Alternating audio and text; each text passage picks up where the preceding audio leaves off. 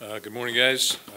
Iowa game, Big Ten opener. So excited about that opportunity. I think every year you have an opening football game, then you have the Big Ten opener as well. So we'll experience a great. We've had great games versus Iowa, I think, in the past. Really, the last game, 2015 game, and the championship game, which was exciting. 4 p.m. start. Fox again.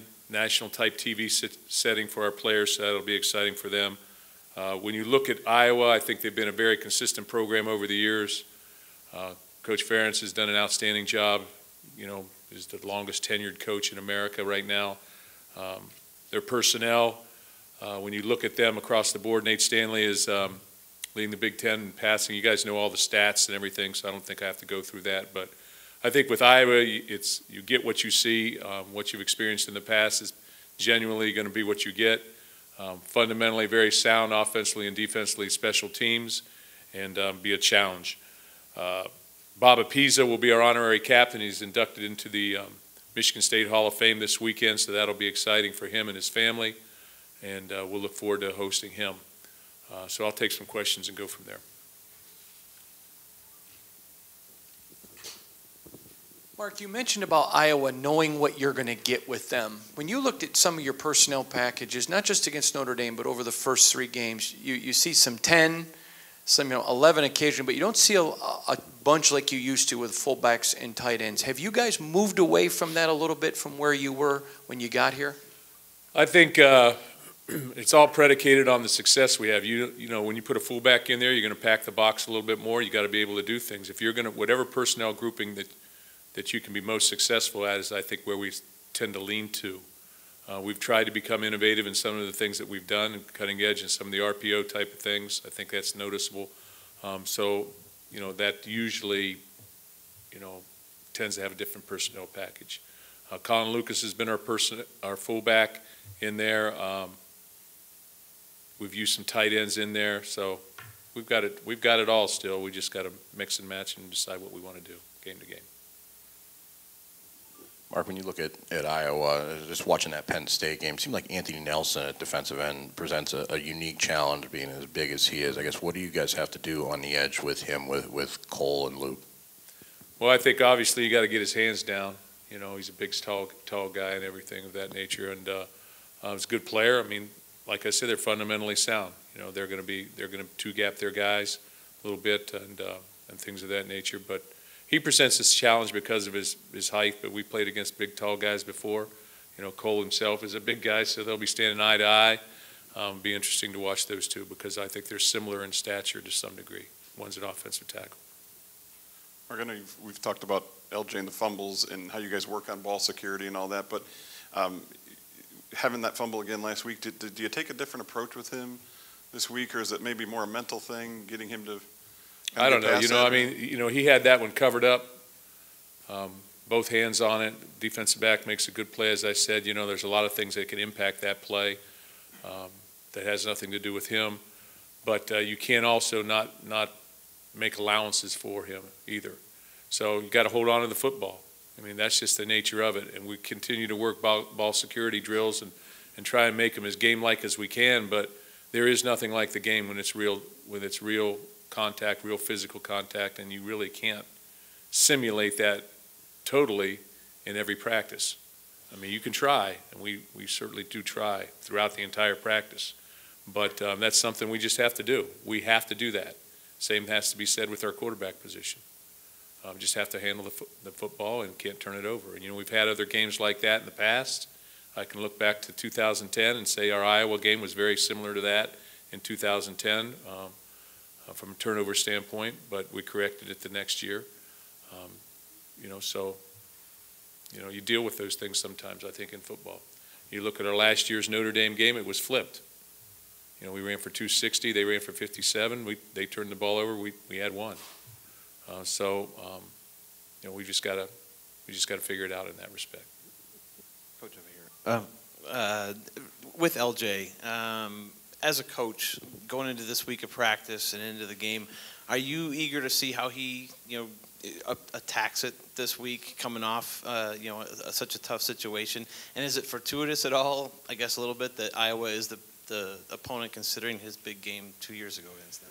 You know, I look forward to seeing how our entire team handles the problems that we've encountered. So I'm not just looking at one guy. I look at our coaching staff, myself, our team, and get ourselves ready to go. So he's going to play hard. He's going to work hard. He always has. He comes to practice with a good mentality. He works hard, and a lot of our players work extremely hard. That does not guarantee success on the field. You know, we've got to put into action what we learn and understand and hold things to be true. You know, basic emphasis of football is, you know, hold on to the ball, don't turn it over. I don't know how many times I've come in here and talked about turnovers. We've been very good at that in the past. Right now, we've not. We need to change that. You know, so that's everybody's responsibility. We'll coach it, but you go, at some point in time, players make plays. Mark, you talk about, you know, your guys' turnovers. What about the ability to get turnovers from other teams? Because I think that's gone a little unnoticed because you guys only have 2. I think Florida State's the only team in the nation. Well, it's gone unnoticed maybe to you guys, but it hasn't gone unnoticed to us. You know, that's the other part of the formula. And so those have to come as well, and we work hard at creating those. Sometimes they come in batches, sometimes you get hot, but that's got to come as well. You know, those are the big equalizing factors in a football game. That's how a football game, you know, I think gets lopsided at times. You look across the country and it's going on all over the place, but it's always has been. And we talk about what are the factors that are critical to winning in a football game, and we talk about that every single spring, every single summer practice, and go over it again. Keys to winning, what's key to winning, and every week it's turnovers. You know, ball security and getting them. But again, over time, over 10 years, I think we're, I don't know, something like 54-6 when we're +2 turnovers. I think in the big years we're 34-2. So we recognize that fact and study it and try and, you know, even exactly how turnovers happen or how they generally occur. And we systematically look at NFL and all these other games when turnovers occur, what was happening. And so we're coaching it. We're trying to drill it. But again, players make plays. You got to play with reckless abandon, I think, on a football field. And the ball's got to come out. Sometimes it gets tipped, sometimes it gets stripped, sometimes it's mishandled. So it's all the above. Coach, can you talk a little bit about Josiah Scott, his first 3 collegiate games? Have you been what you've been impressed with, or maybe what you'd like to see more of out of him? Yeah, you know, Josiah is a mature individual. He works extremely hard. He's tough. He can run. He's got great ball skills. He plays the ball with the back to the ball very effectively. He's got a lot of, he reminds me a lot in terms of how he presents himself and how he handles himself of Daquez Denard, especially when Daquez was a true freshman. And I think that's admirable. You know, thus far he's having a, you know, he's been great. I know you said on Sunday night on your conference call that there were no long-term injuries coming out of the game, but we didn't see Grayson Miller this past weekend. Is it something where you expect him to play on Saturday? This past Saturday? No, this upcoming. Yeah, I can't really talk about injuries, you know, but it's not a long-term thing. Same answer on Joe Bocci? Same answer. Okay. Yeah. So here's my other question. Sure, I knew we'd have 2. When you're coming off a loss, especially our first loss, do you get better practices? Is there more attention to detail? I think that there is by nature, but I also think that when you're coming off of wins, you get the same. I mean, you get what you emphasize. We've always had good practices. You know, I even go back to last year. Our practices were very good, and we had the right mindset coming into each game, you know, as evidenced by, you know, how close the games were, and then something would happen. Our guys come to practice. I've been very impressed with our group this year in terms of just how they come to practice mentally, not just there, but in the meetings, and their want to. And that goes a long way, and their energy and things of that nature. They like playing football. Again, we have a young football team, so a lot of this is new to a lot of guys, or even for a lot of guys playing with as much, you know, Brian Lurk, he played last year, but he's playing much more now. So there's a newness for a lot of our players, and I think that carries them in a lot of ways. You have 3 big power backs that were recruited as power backs. All 3 of them are good. And downhill runners. And you told us before the season to be successful you needed to utilize them. Mark, they're lining up in RPOs, 5 yards next to the quarterback, those type of things, not 7 yards where they can get a downhill burst. Do you think that's hurt you a little bit? Well, we're doing both. I think we're doing both. if you want to track how many RPOs, there's a certain number if you look. So, I think we're doing both those things, but a lot of times things get predicated on down and distance as well, and in the situation you're in. When you need 4 series to get back in the game, you can't. The game changes. The game changes on you, and you got to be able to adjust. So, that's what we had to do. Coach, over your time here, you've obviously had a lot of program-type wins, statement wins. Going back to that 1-2 years ago in the title game, I mean, how big was that, and how impressive was it to see what LJ did as a freshman at that point? Well, it was impressive, and how big was it? It put us in the playoffs, is one of the top 4 teams in the nation, put us into the playoffs. And I think it's the second year? Was that the second year for playoffs? So that was, and it allowed us to become Big Ten champions. And that was a great football game, a great defensive football game, a great drive at the end of the game. LJ was impressive, true freshman. It's a little risky when he reached out there to reach a little farther that one time because the ball could have came out, but it didn't, and everybody celebrated. So sometimes it doesn't catch up to you till it catches up to you. But he's been a very good back. He's been productive, as well as the other guys have too. All 3 of those guys are good football players. Madre London, Gerald Holmes, LJ Scott. They're all good football players. They're all great people, and they all work hard, and they come to work and practice. And all I've ever asked our guys to do is compete. And so you're not going to see me screaming on the sideline after a guy drops the ball. Just compete, and our guys are going to do that. But we've got to hang on to the ball. That's the nature of the game of football. Mark, you've been home all season, but I'm curious if you had any comments about the conversations that were being had yesterday when Coach Harbaugh brought up that there should be a stricter standard for visiting locker rooms. Have you had any of the issues that he was claiming, what he had against Purdue, and do you believe there should be some sort of higher standard in that regard when your team goes on the road?